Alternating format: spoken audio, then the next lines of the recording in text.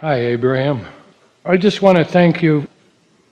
I'm really enjoying the ride this afternoon and today, this morning. It's an amazing journey that I'm on, and I think many of us are on. I got some things in my life, I want to know what they're about. I've been practicing your teachings for about 10 years. I'm a counselor. And the people that are coming to see me, I've been very happy. I'm becoming increasingly happy. And the people that are coming to see me, and be with me, they're getting happier and richer. And I'm just getting happy.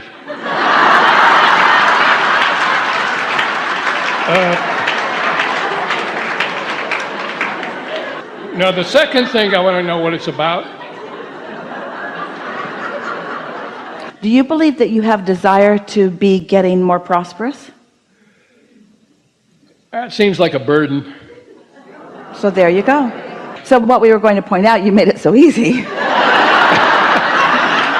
What we were going to point out is that while you may have a desire for more prosperity, you undoubtedly, if it's not coming and coming easily, you've got some thoughts that you're thinking that are counter to that, like it's inappropriate, or it's not spiritual, or it's too much to maintain, or it would clutter my life, or it would step on my toes of freedom, or all of those things. You're right. And the second thing that I've noticed is I've been having this experience of my mind either going blank sometimes, and I forget this 10 years of practice of your material, or I'm thinking of infinity. And when I think of infinity, I just start feeling better and better and better. And I don't know what that's about. Well, a quieted mind puts you in the receptive mode. We're so happy to say this to you. You will hear it easily. Communication from your inner being, from source, does not come in words. It comes in a vibration that you translate into words or sight or emotion or impulse. We just want you to pay a little attention as this is happening over the next days, that feeling of blankness, don't misunderstand and think because words aren't flowing that it's blankness. Focus on the emotion of it. Focus on the feeling of it, because it's not absence of beingness. It's just energy that's flowing to you that you can translate in feeling.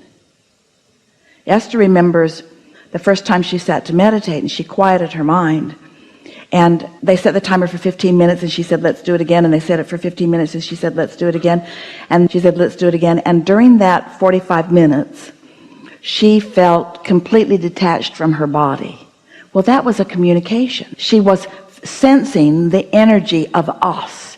And while she didn't have any framework in which to understand it, she was getting ready to be ready for all of these words. So just feel the satisfaction of what it is, and don't try to make it more than what it is, because you can't. Whatever it is what it is, and just let yourself enjoy it, whatever it is, as much as you can, and then it will become more and more and more if you want it to. And my last question of what it's about is, you seem to be upending our whole culture. Good.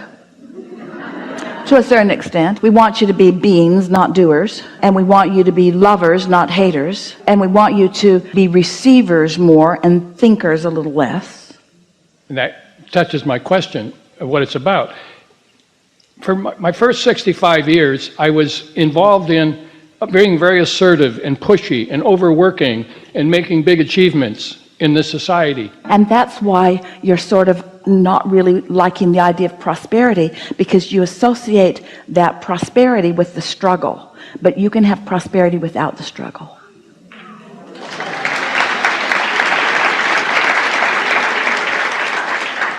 It feels to you like you paid too much of a price of not enough freedom, you say.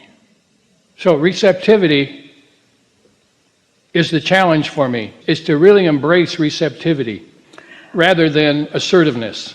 Today's been a good day, but here's the way to look at it. Step 1, step 2, step 3. We haven't talked about this today like this. Step 1 is contrast causes you to ask. And in that step 1, you're doing a whole lot of thinking. You're comparing this to this. You're acknowledging that and that. That's really the thinking mode. Step 2, not yours to do. Source is thinking about it. Source is answering it. Source is flowing to it. Step 3 is you get into the receptive mode so that you can receive the answer to what you've been thinking about. It's the match to your thoughts. It's the positive match to your thoughts. So it sort of all comes together for you, doesn't it? We think that the takeaway for you in what's happened all day here today, and the thing that we want to emphasize with you most right now, is just pay a little bit of attention to whether you're thinking or whether you're receiving. But here's the thing. So when you think about conditions, you launch rockets of desire, and it sets creation in motion.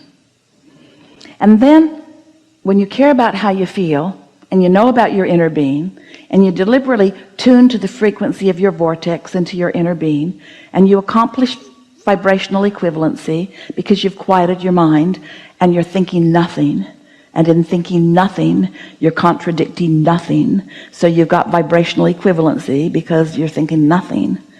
Now that vibrational equivalency begins to mature in your mind. You become the translator of this vibration, and that's when life really gets good. It really begins to feel fun. And once that begins and you add your thoughts to that, that's when you really begin to feel the hands in the clay deliberate creation that you came to live.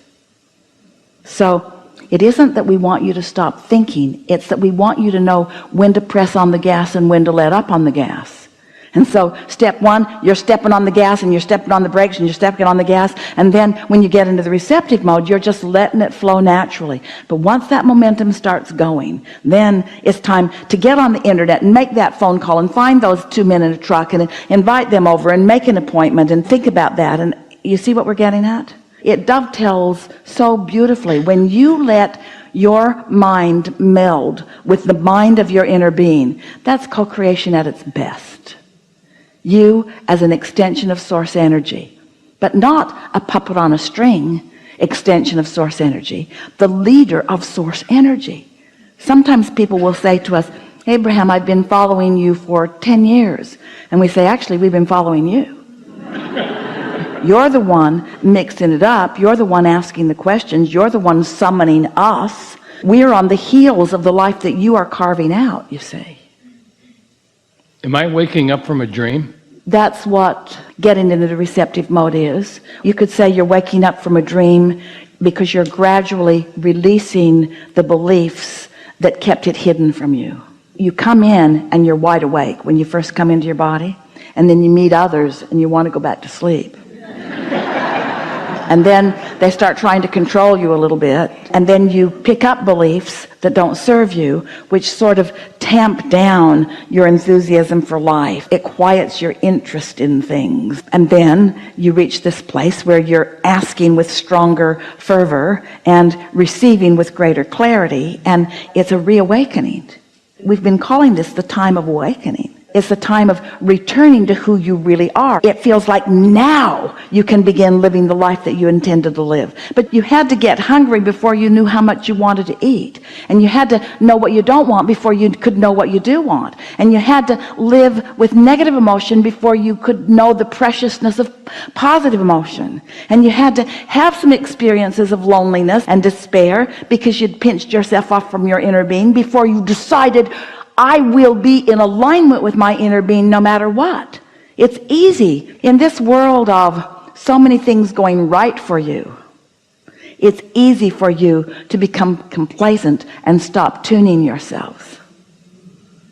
But when things start shaking up a little bit and you start recognizing the things that really matter to you, then you wake up and hopefully align with the energy that creates worlds. Something more on that list? No, you're amazing, and I'm so blessed to be here. Thank you very much. We're happy that you can hear. We're happy that you're hearing us. Yeah, really good. Really good. Hmm.